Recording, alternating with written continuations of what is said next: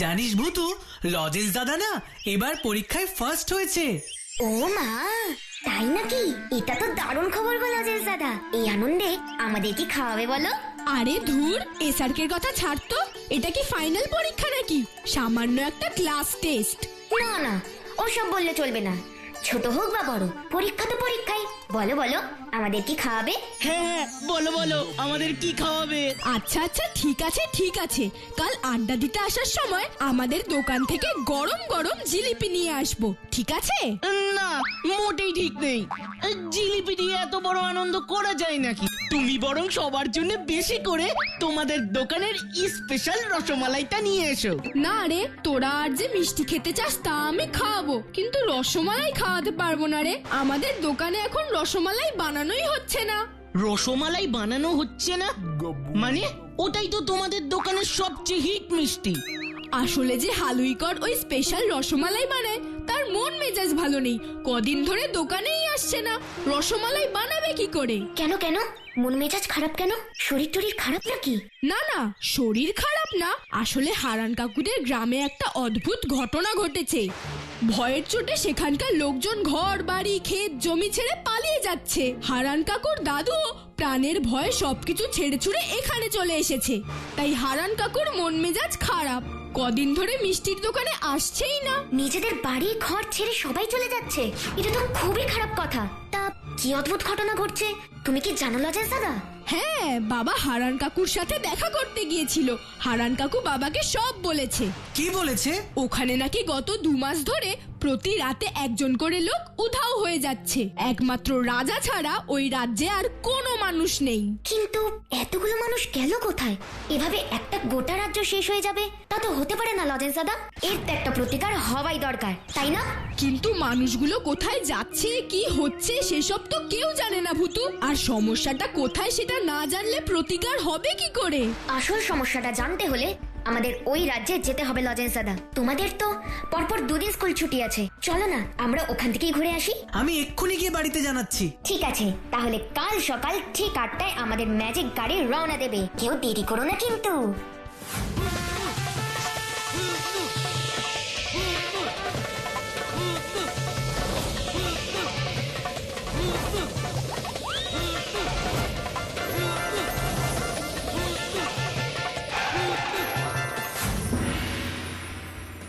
তার মানে এই হলো হারান কাকার গ্রাম, আর ওই হলো এখানকার রাজবাড়ি।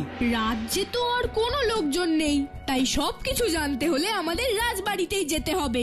একদম তাই, আর সেই খবরগুলো আমরা জানবো মহারাজের মুখ থেকেই। চলো। আগে এমন দিন ছিল অন্য রাজ্যের মানুষজন আমার রাজ্যে ভ্রমণ করতে আসতো, আর এখন এই পোড়া রাজ্যে মানুষ দুর্দশার খোঁজ নিতে আসে। এর থেকে দুঃখজনক আর কিচ্ছু হয় না, কিচ্ছু হয় না গো, কিচ্ছু হয় না। আপনি মন খারাপ করবেন না মহারাজ, আমরা আপনার রাজ্যের এই দুর্ভোগের কথা শুনেছি, আর তারই সুরাহা করতে আমরা এখানে এসেছি। আমার রাজ্যের সব বীর যোদ্ধারা ভয়ে রাজ্য ছেড়ে পালিয়ে গেছে, আর তোমরা এত ছোট, তোমরা কি বা করবে? যাও যাও, চলে যাও, চলে যাও। আরে উনি তো আমাদের পাত্তাই দিচ্ছে না।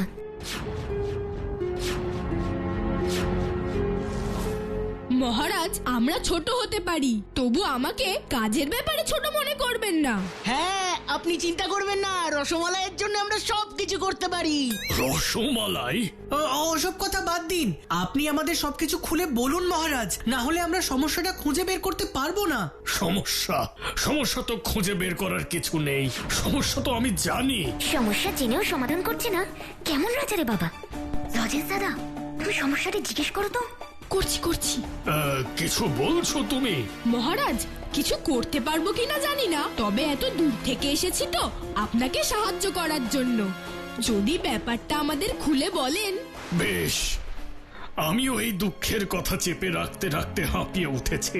শোনো তাহলে, মাস 2 আগের কথা।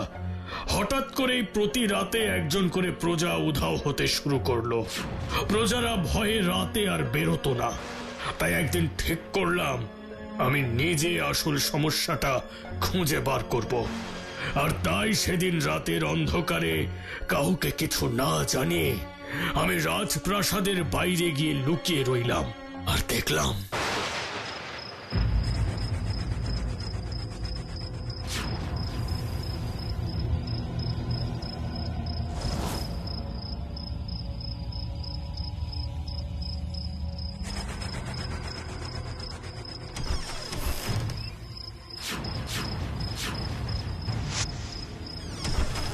এত রাতে প্রাসাদের ফাটক খুলে কে বেরোচ্ছে? ওকে, এ সময় রাজপ্রাসাদ থেকে কে বেরোলো?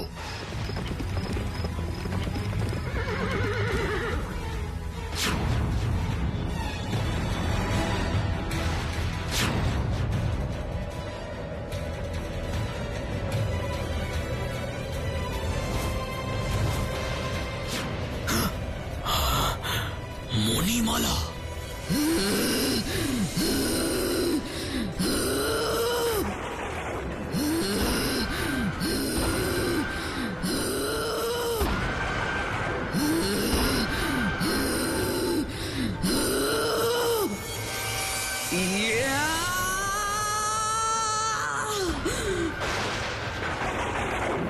রক্ত চাই, মানুষের রক্ত। মণিমালা, মণিমালা। ভোরবেলায় জ্ঞান ফিরতে আমি খবর পেলাম সে রাতেও আমার একজন প্রজা নিখোঁজ হয়ে গেছে। কে ওই মণিমালা? ওই যে মণিমালা, আমার একমাত্র মেয়ে। কি বলছেন মহারাজ? এসব কিছুর পেছনে আপনার নিজের মেয়ে আছে? হ্যাঁ, আর তাই আমি সবকিছু জেনেও কিছু করতে পারছি না। আমার প্রজারা রাজ্য ছেড়ে চলে গেছে। আচ্ছা মহারাজ, রাজকুমারীকে জিজ্ঞেস করলেই তো সবটা জানা যেত। কোনো লাভ হবে না। গত 2 মাস ধরে সে সকাল থেকে রাত অবধি শুধুই ঘুমোয়, খাওয়া দাওয়া করে না, ডাকলেও ওঠে না, শুধুই ঘুমোয়। তাহলে আর কি? কিচ্ছু না, কিচ্ছু হবার নেই। তোমরা চলে যাও, রাত হওয়ার আগেই চলে যাও, চলে যাও। তাহলে আর কি, চল বাড়ি ফিরে যাই। কিছুতেই না, সবকিছু জেনে শুনে আমরা কিছুতেই বাড়ি ফিরে যাব না। তাহলে তুই কি করবি ভূতু? আমাদের রাত অবধি অপেক্ষা করতে হবে লজেন্স দাদা। একমাত্র রাজকুমারীর সাথে কথা বললেই আসল ব্যাপারটা বোঝা যাবে। চলো সবাই।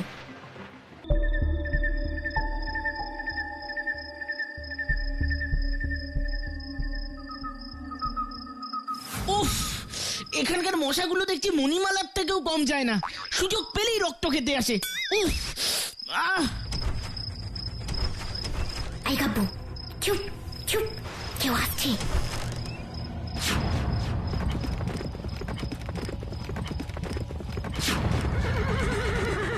ওর পিছনে চলো সবাই। দাঁড়া ভূতু, পিছনে যাব মানে? ও তো আমাদের পেলে আমাদেরও রক্ত খেয়ে নেবে। কথাটা কিন্তু এসআরকে ঠিকই বলেছে ভূতু। ঠিক আছে, তোমরা ভয় পেও না। আমি সুরক্ষা বলয় দিয়ে নিজেদের ঘিরে ফেলবো। ফুসফুস লেবেন চুস, ফুসফুস লেবেন চুস।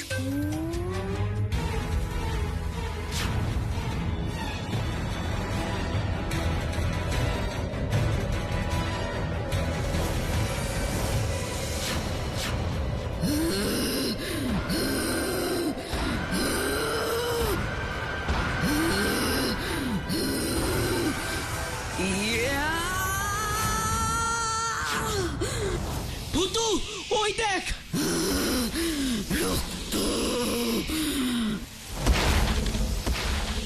এই ভূতু, মণিমালা তো ভেতরে ঢুকে গেল।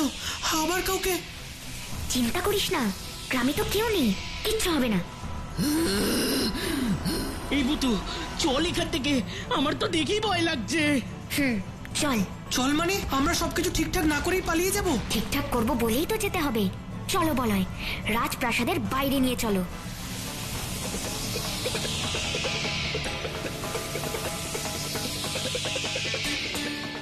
ফুসফুস লেবেন চুস। এবার কি করবি ভূতু? মণিমালা তো মানুষের রক্ত না পেয়ে খুব রেগে গেছে। তাহলে ওকে শান্ত করি আগে।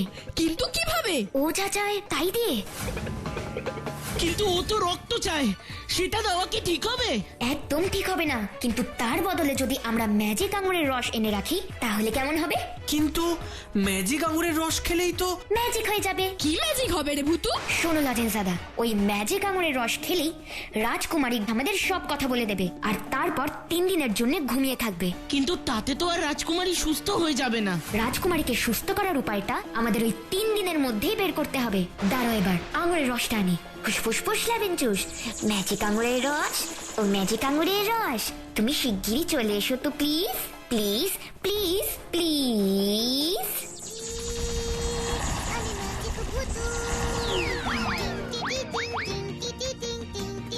আরে বাস, এ তো সত্যি রক্তের মতো দেখতে, যে কেউ দেখলেই ভুল করবে। কিন্তু রাজকুমারীকে খাওয়াবি কি করে? আরে বোকা, তুই শুনলি না?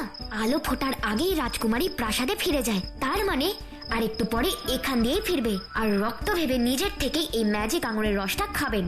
এখন এখান থেকে সবাই চলো।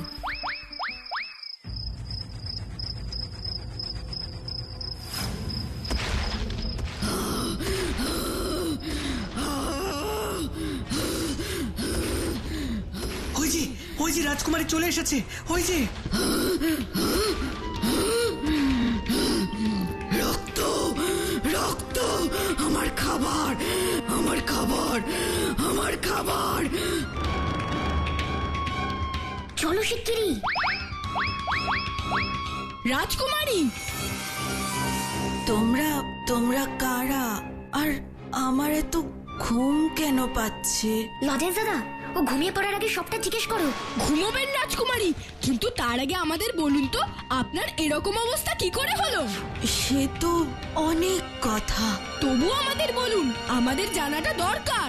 বলছি, মাস 2 আগের কথা। সেদিন আমি খুব খুশি ছিলাম।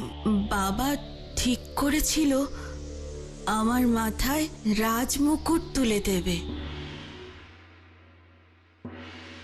বাবা, বাবা, ওই উত্তরের প্রতাপগড়ের রাজা আর কোনো দিনও আমাদের রাজ্যে ঢুকতে পারবে না। আমি এই তলোয়ার দিয়ে তাদের উচিত শিক্ষা দিয়ে এসেছি। আমি জানতাম মা, আমি জানতাম তুই পারবি, তুই পারবি। সেই জন্যই তো ঠিক করেছি আগামী শুক্লা তিথিতে তোকে এই রাজ্যের সিংহাসনে বসাবো। কিন্তু আমি কি পারবো বাবা? পারবি মানে খুব পারবি। তোর মতো সাহসী, বীর, দয়ালু মানুষ যদি সিংহাসনে বসে, তাহলে রাজ্যের সব প্রজারা দেখবি আনন্দে আত্মহারা হয়ে যাবে। এ মানে সব প্রজারা হয়তো নয় মহারাজ। আরে মন্ত্রী যে, এসো এসো। প্রজাদের কথা কি বলছিলে মন্ত্রী? মহারাজ, আপনি কিছু মনে না করলে আমি একটা কথা বলতে চাই। মন্ত্রী, এত সংকোচ কেন করছো? বলো বলো, নির্দ্বিধায় বলো। আমি জানি আপনি রাজকুমারী মণিমালাকে এই রাজ্যের সিংহাসনে বসাতে চাইছেন, কিন্তু কি মন্ত্রী, তোমার কি মণিমালার যোগ্যতা সম্পর্কে কোনো সন্দেহ আছে? না না না মহারাজ, আমার কোনো সন্দেহ নেই। আমি তো জানি আপনি রাজকুমারী মণিমালাকে সব দিক থেকেই রাজ সিংহাসনে বসার যোগ্য করে বড় করে তুলেছেন। তবে রাজ্যের কিছু প্রজা এই ব্যাপারে প্রতিবাদ করছে মহারাজ। প্রতিবাদ? কিসের প্রতিবাদ? কিন্তু প্রজারা তো সবাই আমাকে ভালোবাসে। নিশ্চয়ই প্রজারা সবাই আপনাকে ভালোবাসে রাজকুমারী, এ ব্যাপারে কোনো রকম সন্দেহ নেই। কিন্তু একজন রাজার মতো রাজ্য শাসন করবার মতো সাহস আপনার মধ্যে আছে কিনা সে ব্যাপারে সন্দেহ অবশ্যই আছে। আর আমার মতে এ ব্যাপারে রাজ্যের একজন প্রজার মতেও এই কাজটা করা উচিত হবে না মহারাজ। তাহলে এখন উপায়? আমি কি কোনোদিনও মণিমালাকে সিংহাসনে বসাতে পারবো না? কেন পারবেন না মহারাজ? আমি বলি কি, রাজকুমারী সবার সামনে নিজের সাহসিকতার প্রমাণ দিক, তাহলে আর কেউ কোনো রকম প্রশ্ন তুলতে পারবে না। আমায় কি করতে হবে বলুন? আমি নিজের সাহসিকতা প্রমাণ করার জন্য সবকিছু করতে রাজি।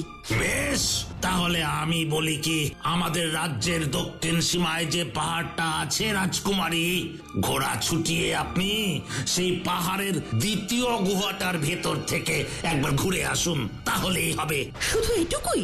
এটা তো খুব সহজ কাজ। না রে মা, ওই গুহাটা খুবই গভীর আর অন্ধকার। পারবে তো মা? পারবো মানে? কাল তোমাদের দুজনের সামনে দিয়ে আমি ওই গুহায় ঘোড়া ছুটিয়ে যাব আর নিজের সাহসিকতা প্রমাণ করব। ওই যে ওই দ্বিতীয় গুহাটার ভিতরে ঘোড়া ছুটিয়ে ঢুকে অন্য প্রান্ত দিয়ে বেরিয়ে আসতে হবে। বেশ, আমি আসি বাবা, তুমি চিন্তা করো না। সাবধানে যাস মা, সাবধানে যাস। আপনি চিন্তা করবেন না মহারাজ, রাজকুমারী নিশ্চয়ই পারবে।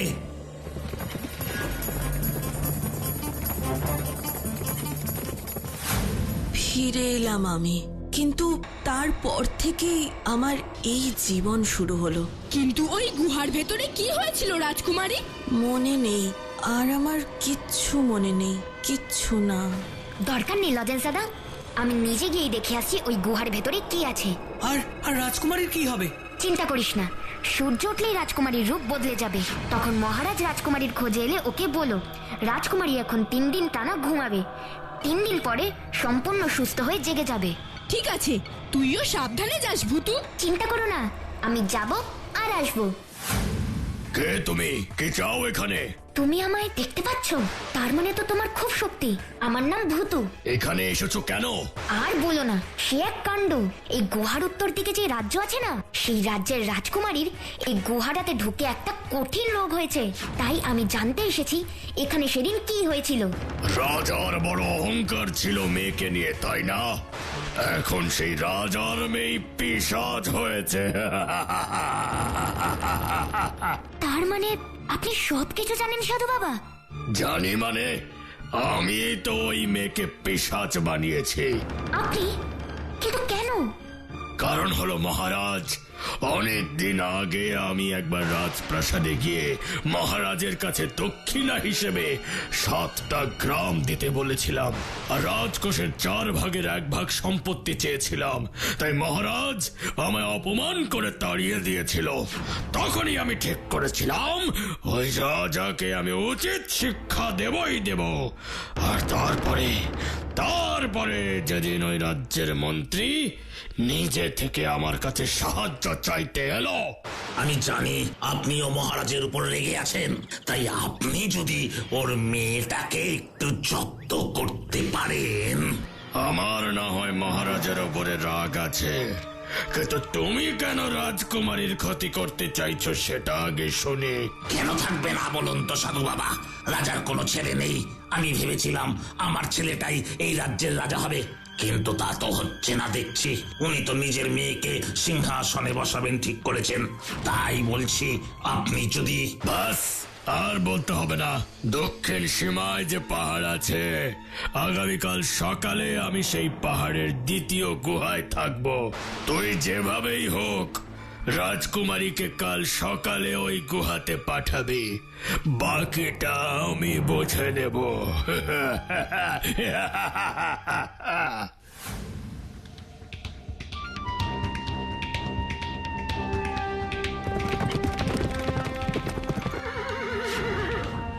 কে তুমি?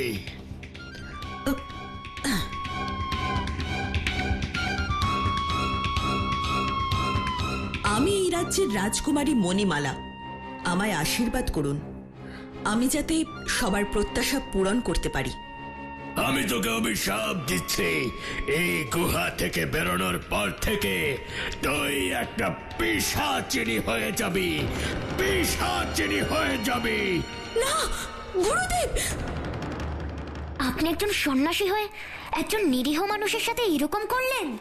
করেছি করেছি করেছি, যা করেছি বেশ করেছি।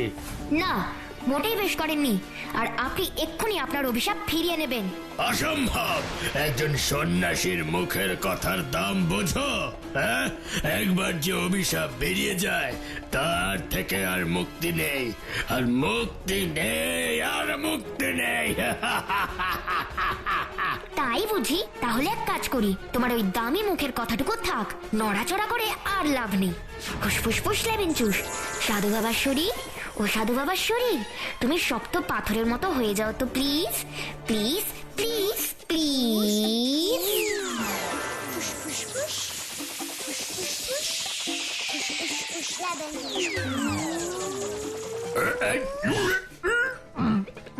এবার তুমি একা একা বকবক করো, আমি চললাম। ভূতু, ভূতু, আমায় ছেড়ে চলে যেও না, আমায় ছেড়ে যেও না ভূতু, আমায় ঠিক করে দাও, আমায় দয়া করে ঠিক করে দাও। দিতে পারি, কিন্তু তার আগে যে আপনার অভিশাপটা ফিরিয়ে নিতে হবে। রাজকুমারীকে সারিয়ে না দিলে আমি ঠিক করবো না সাধু বাবা। নিচ্ছে নিচ্ছে আমি আমার অভিশাপ ফিরিয়ে দিচ্ছি। ও একেবারে ঠিক হয়ে যাবে, কিন্তু তুমি আমায় ঠিক করে দাও। আমি কথা দিচ্ছি, আমি এখান থেকে অনেক দূরে চলে যাব। ঠিক আছে, ফুসফুস ফুসলাবেন চুষ। শ্বেত পাথরের শরীর, ও শ্বেত পাথরের শরীর, আবার তুমি আগের মতো হয়ে যাও তো প্লিজ, প্লিজ, প্লিজ, প্লিজ।